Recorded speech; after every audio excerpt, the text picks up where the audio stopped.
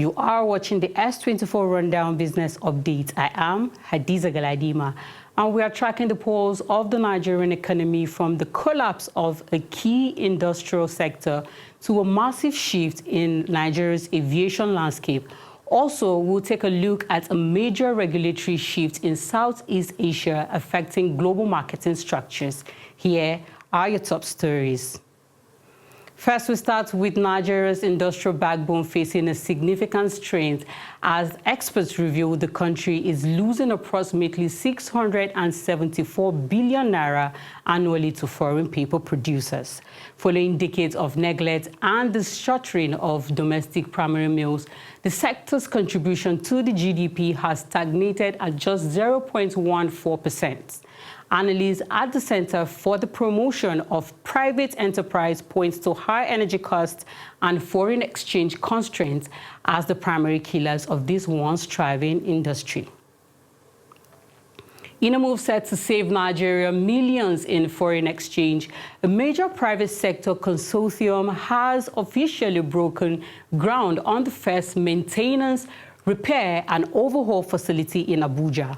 Once completed, this facility will allow local airlines to service their aircraft domestically rather than sending them to Europe or Ethiopia. Industry analysts predict this could reduce operational costs for local carriers by as much as 25% by next year.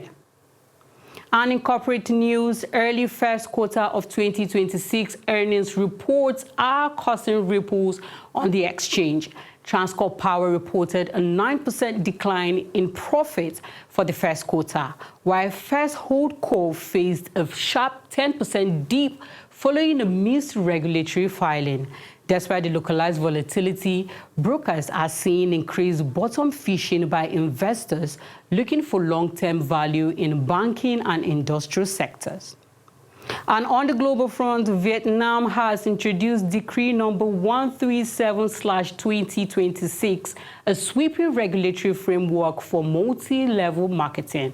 The new law strictly prohibits the MLM model for services, pharmaceuticals, and digital products, limiting it only to physical goods. Foreign investors are now required to prove at least 3 years of successful operations abroad before obtaining a license, a move expected to reshape marketing strategies across Southeast Asian emerging markets.